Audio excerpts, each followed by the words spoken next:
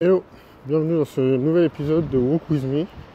Aujourd'hui, on va discuter de comment structurer ses pensées et comment faire passer des messages clairs aux gens. Donc la communication, c'est quelque chose de très important, surtout quand on rentre sur des positions de management ou de leadership. Et la problématique, c'est que souvent, on a du mal à structurer clairement ses idées pour pouvoir les faire passer à nos interlocuteurs. Avant toute chose, je me présente, je suis Alex, fondateur de Better People. On accompagne les entreprises dans leur stratégie au quotidien sur des aspects de formation, recommandations stratégiques et implémentation technique. Donc, aujourd'hui, dans cette petite marche, je voulais vous parler de comment structurer ses idées et pouvoir présenter des idées structurées, surtout quand on va interagir socialement et professionnellement. Déjà, je pense qu'il faut essayer de... La première problématique, c'est que parfois on a, exactement comme ce que je suis en train de faire, on a trop d'idées et elles ne sont pas structurées pour que les personnes arrivent à nous suivre.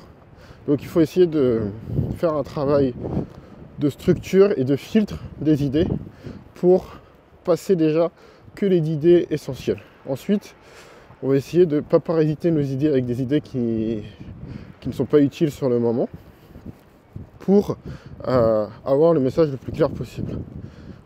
Si on va prendre plusieurs cas d'usage, on va commencer dans le cas d'usage qui est souvent le plus stressant pour tout le monde, c'est la prise de parole en public.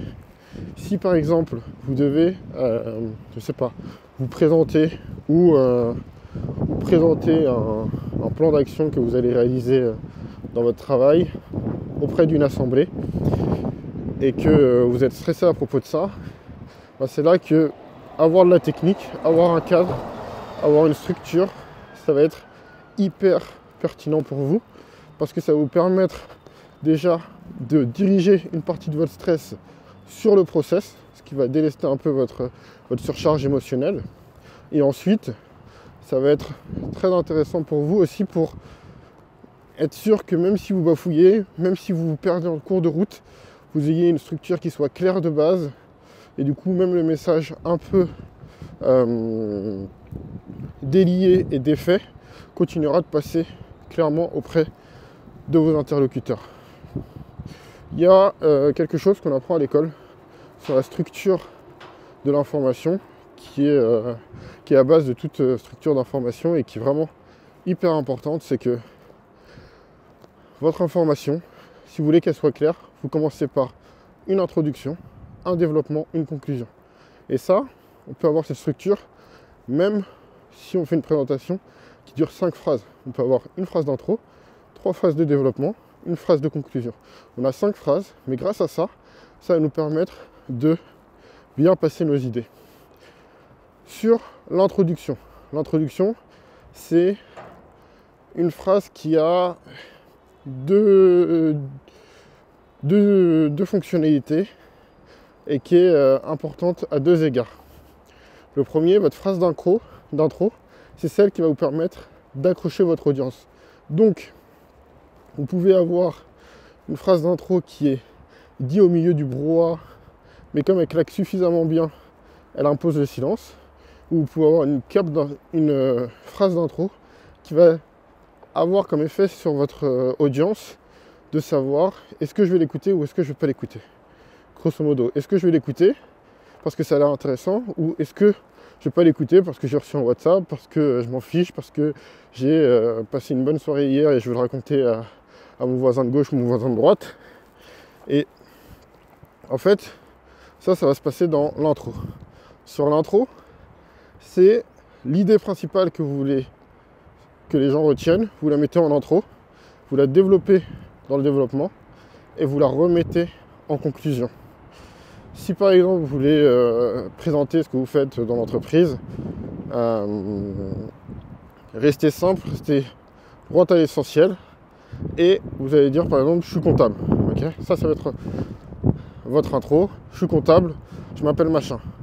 Hop, les gens ils vont être catchés parce que la phrase est courte et que souvent elle sera beaucoup moins longue que toutes les intros de tout le monde. Et après vous pouvez développer. La comptabilité chez Better People, ça représente A, B, C, D. Boum, j'ai fait mon développement. En bref, je suis comptable dans la société. Et donc là, on a eu 3 fois l'information. Plus on a de répétition, plus on va avoir de rétention dans la mémoire de notre audience. Et surtout, on a pu avoir quelque chose de simple. Donc, ce que vous pouvez faire, c'est soit vous vous dites quelle est l'information la plus importante que je veux faire dans ma prise de parole, soit vous vous dites qu'est-ce que je veux que les gens retiennent, et ce que je veux que les gens retiennent, ça sera votre conclusion. Et ça vous fait une conclusion qui est toute simple. Vous pouvez tout simplement dire, ok, en bref, ce que vous devez retenir, phrase de conclusion. Et après, vous allez construire votre prise de parole par rapport à ça. Et l'avantage d'une structure simple, c'est que ça va être facile à retenir en cas de stress. Vous n'allez pas vous dire « Ah mais j'ai oublié, ah je ne sais pas comment ça se fait » et plein de problèmes qui peuvent survenir pendant le stress. Donc, ça c'est pour la structure de votre prise de parole. Derrière, en termes de technique, essayez de rester simple. Il vaut mieux assurer des discours simples, clairs et limpides que mettre trop de complexité, vous perdre vous-même avec des subordonnées relatives, des effets de style, et que ça gâche tout parce que personne ne vous a compris, parce que vous êtes perdu, et en vous perdant et voyant que personne ne vous comprend, vous allez commencer à stresser, et c'est un cercle vicieux. Donc, c'est important de rester le plus simple possible, sujet, verbe, complément. Les phrases elles doivent être courtes, et éviter les subordonnées. Les subordonnées, c'est j'ai mangé dans la maison de ma grand-mère qui faisait les belles bolognaises dont je t'avais parlé. Là, on a 3 propositions, dont 2 subordonnées dans notre phrase. Il faut rester vraiment simple. Essayez de simplifier son discours, simplifier sa façon de parler et prendre son temps. Okay, prendre son temps dans la prise de parole. Si par exemple vous devez vous adresser à une foule et que, ou à un groupe et que personne se tait, personne ne vous écoute, essayez pas de démarrer avant d'avoir le silence. Si on vous a donné la parole, vous avez droit, vous avez l'autorité dans ce schéma social et du coup vous avez le droit d'imposer le silence. Comme on impose le silence, on ne crie pas sur tout le monde, on vient chercher les gens individuellement. Vous allez sûrement connaître quelques noms dans l'audience à laquelle vous vous adressez, ou sinon vous allez essayer d'attraper des regards et vous allez demander à ces personnes-là si elles peuvent arrêter de parler ou demander à leurs voisins d'arrêter de parler pour que vous puissiez prendre la parole. Si vous avez 5 minutes de prise de parole et que vous devez passer 2 minutes à faire le silence, vous aurez toujours plus de résultats que si vous démarrez sans avoir le silence. Parce que si vous démarrez sans avoir le silence, vous allez passer 5 minutes avec personne qui vous écoute. Il n'y a aucun message qui va passer, ils vont rater l'introduction, ils vont rater la conclusion.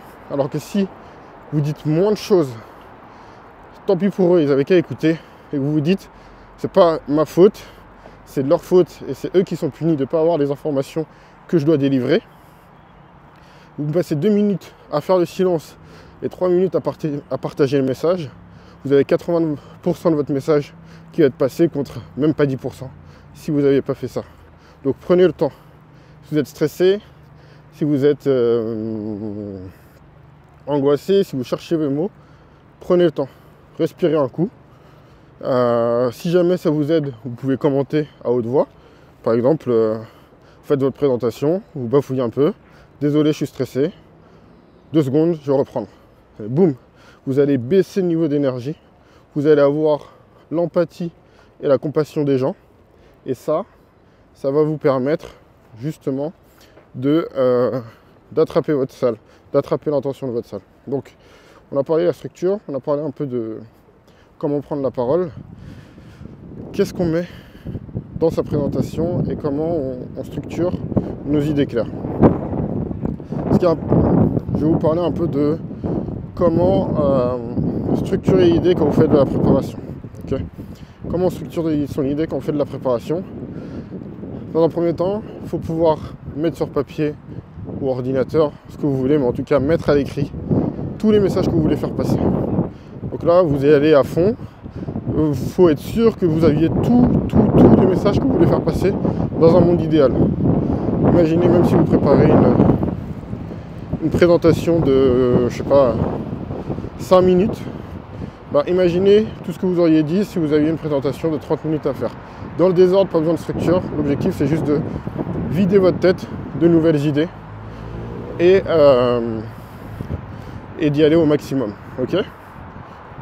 Une fois que vous avez fait ça, essayez de faire un classement des idées. Ça veut dire que vous prenez vos idées, si vous avez fait sur une feuille, vous pouvez découper chaque ligne d'idées et après essayer de les classer. Si vous les avez fait à l'ordinateur, vous les classez. Donc il faut un classement de toutes les idées, de la première à la dernière, et aucune idée ne peut être ex aequo. C'est toute la clé est dans le fait qu'il n'y ait pas d'égalité. Derrière, vous allez avoir vos idées, donc avec vos titres, elles sont classées.